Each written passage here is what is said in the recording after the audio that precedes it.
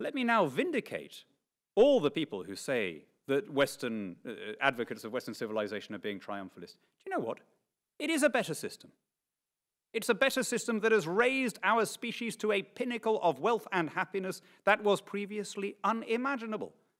I am glad that this country was colonized by people who had an idea of individual freedom and parliamentary rule and limited government and an open society. Consider what some of the alternatives were at the time.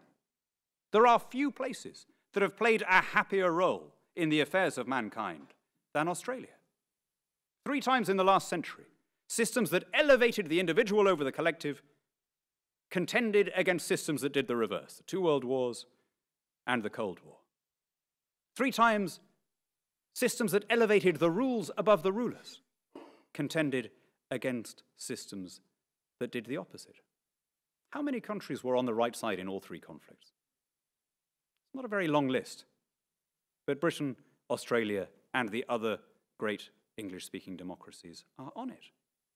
This shouldn't need saying, but the mentality of the people who want to reject the study of Western civilization in the university in this city is the same as the mentality of the people who are saying that we should tear down the statues of James Cook and of Governor Macquarie. And what are they really saying when they want to pull down those statues? What is it that we remember Cook and Macquarie for? What they're really saying is the world would have been a better place if Anglophone Australia had not come into existence at all. Where else would you rather have lived? Where else would you rather have been poor? Where else would you rather have been disadvantaged? Where else would you rather have been in a minority? Where else have freedom and human happiness been so securely guarded as in our societies?